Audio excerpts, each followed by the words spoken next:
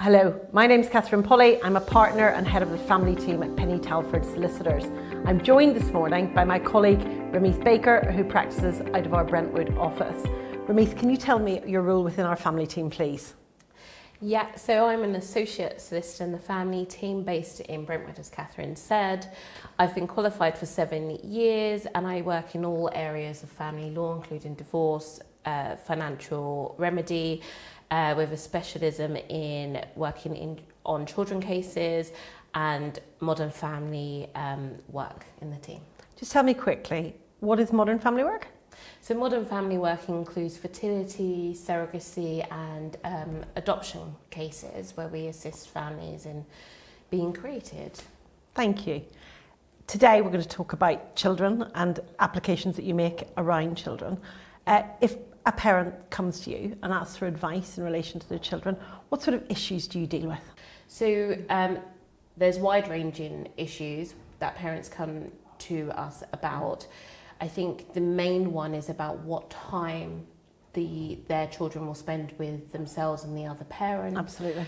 But it can also include what school a child should go to, holidays, and children's names are also significant factors. When it comes to the arrangements for spending time with each parent, they often come to us because they just are in a disagreement with the other parent and they both are looking at their situation from different perspectives. So we try to help them through that. What kind of options are open to parents? Parents I know come to us and they think, oh, court proceedings, expensive, very difficult for families to go through. What are the other options? Yeah, court is exceptionally difficult. So we always prioritise alternative dispute resolution, and that would be mediation, which includes them talking through with a third party to assist them in negotiating. We can assist them with negotiating and communicating with one another. Also, if they're very entrenched in their views, we might send them to early evaluation so they can have a professional view on the case. In terms of mediation, do you work with some mediators? How do clients find mediators? Yeah, so our foundation is to ensure our clients have the best full service possible. So we have a number of experts in the area that we work with all the time, and we try to match our clients to the best mediator for them. Do clients really need a solicitor if they're going to mediation? Not always, but I personally think it is important for people to feel empowered when they're talking about their child, particularly with the other parent. And we have a full understanding, knowledge of the law and what the law will say is best for their child. And we're trying to structure and focus their conversations to try to take some of the emotion out. So I do personally think it's quite important for a solicitor to be in the background of mediation. Some people don't feel confident, or there might be significant issues like domestic abuse in the background of their relationship. And so to have a support from a lawyer to put across their views and their opinions professionally, appropriately, looking at the foundations of the Children Act, I think is really important, because the decisions that they come to can be far-reaching, and we're trying to ensure that they don't have to come back and they can carry on co-parenting together. So people always talk about the welfare checklist. You and I know what the welfare checklist is, but clients don't. What is it? So it's really the foundation of the Children Act in my view, and it's essentially a list that a court will consider when deciding what is the best decision to be made for children. And going through that, the starting point will be a child's wishes and feelings. So what would they want from the arrangements? The starting point is generally that a child would like to spend time with both parents, but we'll also look at, are their educational needs being met, their medical needs being met, their cultural identity being met, what would be the impact on them if there were any changes in circumstances, such as if a parent relocated abroad, how would that positively and negatively impact them? Is there any risk to them, harm? Has there been domestic abuse, emotional harm, psychological or physical harm? Is there any element of drug and alcohol abuse in the case? We'll also look at capabilities of parents. So are they able to parent well enough? Is it a case of a young parent who's never had children before? Do they need some assistance, perhaps parenting courses? And we really go through this full checklist and work out what is in the best interest of the child, what would benefit their welfare. And going through that checklist, the court will then decide what the outcome of the case should be. So we always focus on it as a solicitor to also ensure that our clients focus on those elements as well. Thank you. You mentioned earlier that there are other options, not just court, not just mediation. Yeah. Early evaluation and arbitration are buzzwords in family law at the moment. A lot of talk around whether or not we should use those to take clients outside the court process. Can you tell me something about those, please? It is quite a buzzword, but I think it's really important, and arbitration is something that's been used in civil courts for quite some time, and it's really good that it's coming into family. Essentially, parties, so two parents for instance, will select an arbitrator who will make a decision, an award, and make a decision about their case. The benefit of arbitration is that you can have more control over the timetable. It can be quite swift. You can have a case prepped and prepared and gone to an arbitrator within a couple of months, potentially weeks if there is urgency, which is far superior, I think, to the court process, which can take minimum at the moment, I think 8 months, usually 2 to 3 years because of court delays. But it allows clients, and the reason why I suggest it to clients, to have some element of control over their case and situation. The arbitrator will still consider all of the evidence, but they will have a finality and a decision made so they can move forward in just parenting. And with early evaluation, you would have a third party, so a solicitor in the firm or a barrister perhaps, who can give their opinion on what the outcome of the case could be. So it's to try to focus everyone's mind to a decision to try to come to a settlement. Thank you. So actually quite key to consider by clients as to whether or not that's an option for them. Absolutely. Whenever we advise clients, we're always looking at the proportionality and the cost effectiveness of these matters. We appreciate and understand significantly what our clients are going through on day-to-day life, and so it's really important for us to consider all the options available to them to best suit their family and their position. Unfortunately, even with all those options open to clients, we occasionally find that we have to issue court proceedings. How does that work? Yeah, so sometimes court proceedings are necessary, that's why the court exists. So the starting point would be, we'd still encourage clients to go and try mediation or another route.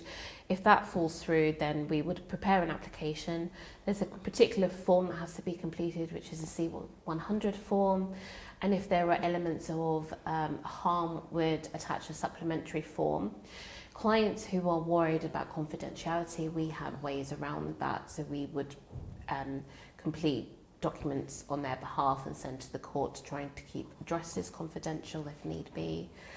But we really focus in the application on what a parent feels is best for their child, and we put across that view. Then what happens is it goes to the court, it's issued, and at that point CAFCAS, which are an advisory service to the court, become involved, and they will do safeguarding checks on the family. So they will contact police, local authorities, just to see if there's any concerns that are flagged, and they will talk to both parties, so both parents, about what their views are of the situation, and they will provide the court with a safeguarding letter that sets out their initial view of the case and the positions of both parties in a third party unbiased way. So what happens at court? So the first hearing would be a first hearing dispute resolution appointment. At this hearing, a judge is trying to encourage parties to negotiate and come up with an agreement between the two of them. If they're not able to do that, we'll look at what evidence is required before the court. So one example could be we would need a Section 7 report, which is a welfare report carried out by CAFCAS, where they may interview both parents and the child and look at the elements of the case and whether we need statements or evidence from police or anywhere else. The second hearing is a dispute resolution appointment where again the court will try to encourage parties to settle, but we'll also try to see if there's any other work that needs to be carried out with the family. And finally, a final hearing. At a final hearing, most parties will give evidence, they'll take to the witness stand, put forward their case, and a judge will make a final determination as to what is best for that child. So at each step, the family court is trying to encourage communication and settlement, but ultimately one of the key benefits of court is that you will have a final solution to the situation, so then you can move forward and have a court order in place that sets out what the arrangements will be for a child moving forward. So there are a number of orders that the court can make. Can you talk to us about that? Yeah, so the typical ones would be child arrangements, and you have a lives with child arrangements order, which sets out essentially where the child lives, their primary residence. A spends time with child arrangements order, which sets out the contact that they will have with the other parent. But we also have specific issue orders, which can deal with changing of a surname, could also deal with where a child should go to school, or what locality a child should reside in. And we have prohibited steps order, which essentially prevents someone doing a certain act. So that could be removing a child from the jurisdiction of England and Wales to prevent them from going abroad on holidays. With these applications, it's really important to talk to your solicitor to see how best to move your case forward. Some of these orders may be required on an urgent basis, such as a prohibited steps order. If you're aware of a parent taking a child abroad and you're not happy with that, you will need to move very swiftly, and we can make those applications very quickly, and we'll look at all the elements of your case and try to put in place applications for each type of order that may be required. If there's a very urgent application, for instance, a child is being removed from the jurisdiction, or there is something else that needs dealt with imminently, how quickly can we get that into court? Same day. So if a client sees us and there is a real risk of harm to a child, we will act as quickly as possible. It's one of the benefits of working in a firm where we have such a big team. We all work together and we just work for our clients' benefit. And I think that's really important for our clients to see. We're not just one person trying to deal with it ourselves. We really value the fact that these are our clients' lives and we prioritise them at every step. That's absolutely true. What is it that you really enjoy about doing this type of work? Because I know you're really passionate about it. Yeah. Our team know that. What is it? I think it's the fact that I'm helping people through a very difficult, traumatic time. I don't think a parent purposefully makes any decisions that could harm a child, for example, preventing contact with another parent. My role is to guide them on the law and what is expected of them, and also what would be beneficial for a child. And I really like helping them through that process. It is very traumatic, particularly, say, for example, when you have a parent who has not seen their child for several months, to be able to get an award where they will then spend time with their child, and it's in a child appropriate format.